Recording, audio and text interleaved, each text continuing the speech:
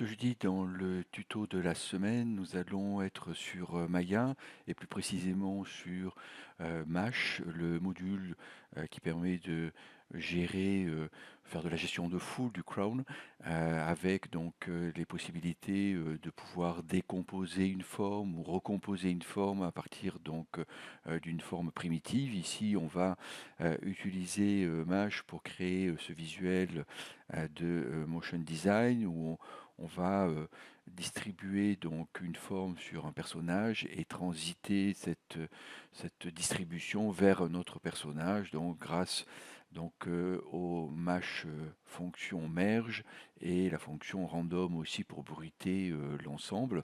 Donc on a déjà réalisé des tutos du jeudi sur les bases de Mash, donc je vous renvoie à notre chaîne YouTube pour voir donc l'ensemble de ces bases donc dans Mash. Et ici on va voir comment on peut utiliser les deux fonctions qu'on vient de citer.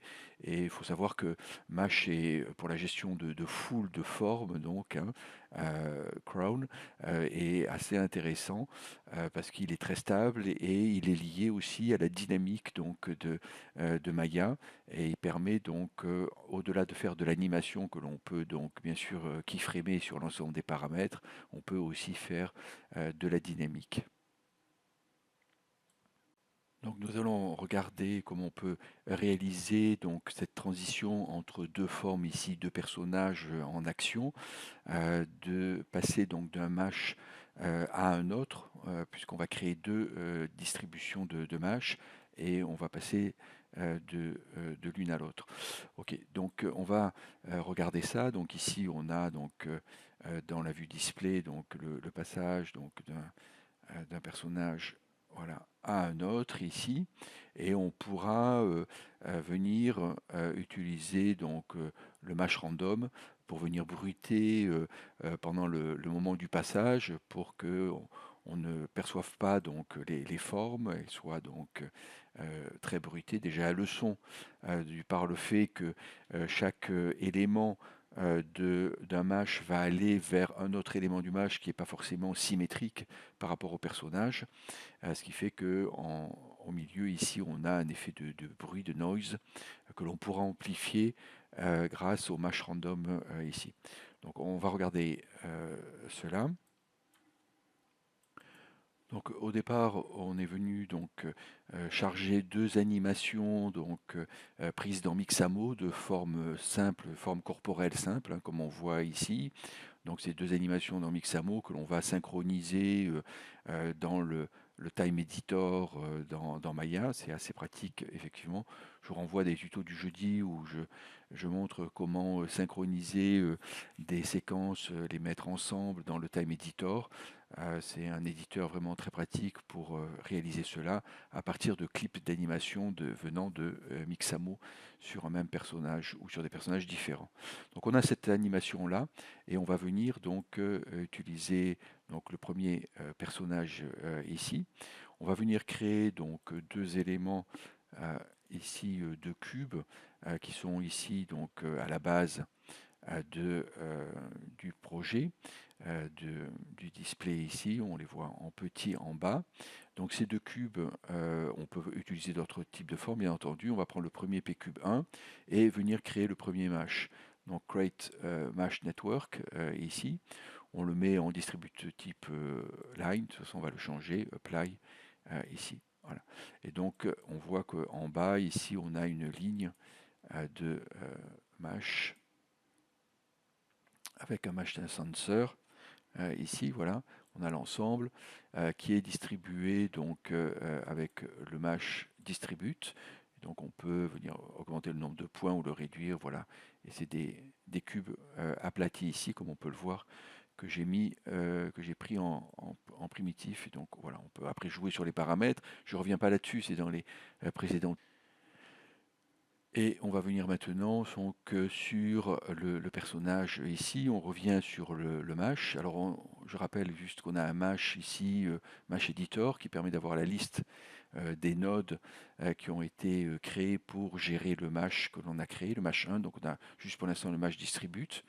et on va venir donc dans le mesh ici. On peut très bien aussi le rajouter ici avec mesh plus, trouver donc le node qui nous intéresse ou le retrouver donc ici dans la liste add node, ici à ce niveau-là. Et donc on va utiliser principalement le node merge qui est ici, voilà, qu'on rajoute add node merge ici. Et on va venir donc avec ce node-là, Mesh Editor, voilà, Mesh Merge, il apparaît maintenant, merger avec un autre mesh. Donc il faut créer un deuxième mesh. Donc je prends mon deuxième cube ici, comme ça je peux avoir des formes différentes éventuellement, hein, et je crée donc un deuxième mesh editor, create mesh, pardon, network ici. OK. Et pareil, apply, voilà, j'ai un mesh 2, OK, qui apparaît ici. Et je vais pouvoir donc avec ce mesh 2, donc je reviens d'abord sur les mesh 1 et ensuite sur le mesh 2 où je vais venir sur les distributes. Donc sur les distributes ici, je vais changer donc le mode linéaire en mode mesh ici.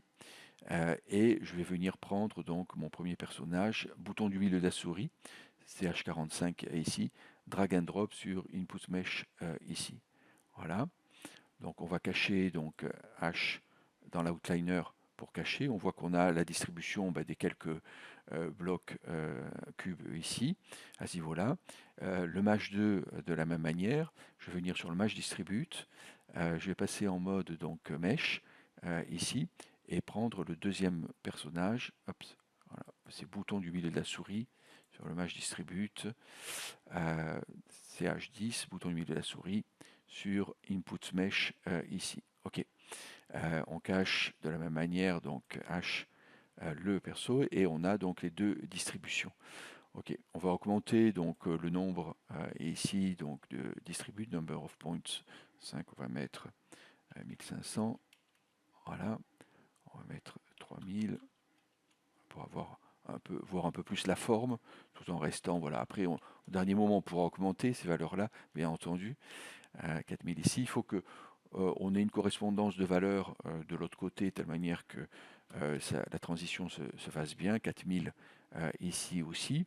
Et puis, on va donc venir donc sur le premier mesh 1 ici, et on a sur le mesh merge, venir connecter dans le child node ici, donc le mesh 2. Donc drag and drop, bouton du milieu de la souris sur le node mesh 2 dans l'outliner pour le déposer ici dans le child node. Voilà.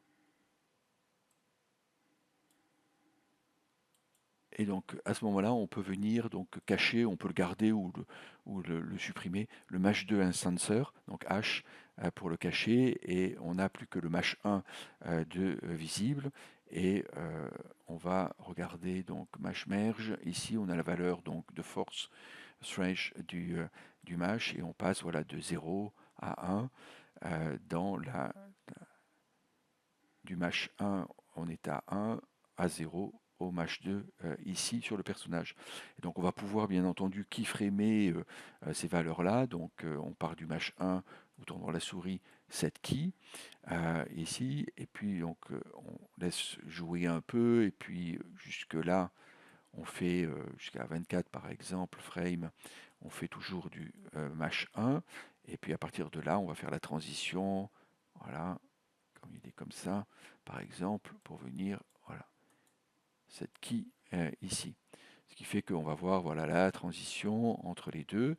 Donc on pourra rajouter des mouvements annexes et complémentaires pour pas transiter de manière immédiate et directe. Et notamment, on peut venir ajouter donc différents types de nodes mesh, c'est ça l'avantage. Ici, on peut rajouter donc un node d'influence pour attirer de manière transitoire entre les deux les formes. On peut venir donc rajouter donc un random, bien entendu, ici au minimum, add random node, ce qui va permettre donc de pouvoir avec aussi gérer la force. Donc on voit voilà, avoir donc ici, on va venir créer, hop, hop, hop, je mets des paramètres rapidement ici sur les trois, voilà. Ici, force 0, et puis voilà, donc on peut de la même manière keyframer jusqu'à 24 par exemple, ou un peu avant le stretch donc à 0, cette key, pardon, et rapidement, donc là, on va le rajouter du bruit, donc voilà, ici, cette key, et ici, voilà, avoir du bruit encore jusqu'ici, par exemple, et puis au fur et à mesure que, voilà, il tombe, on enlève le bruit pour retrouver le personnage défini. Bien sûr, on rajoutera beaucoup plus de noms, voilà, hop là. Voilà, donc on peut au moins faire ça pour réaliser cette animation ici. Et après, bien entendu, on fera un rendu donc des différents éléments et on s'amusera au compositing à rajouter donc du motion blur, notamment avec Nuke Flow, on l'a vu dans les précédents tutos du jeudi, hein, ce qui va permettre d'obtenir donc un flouté de la déformation et de l'animation donc des différentes formes, passant donc d'un personnage à un autre.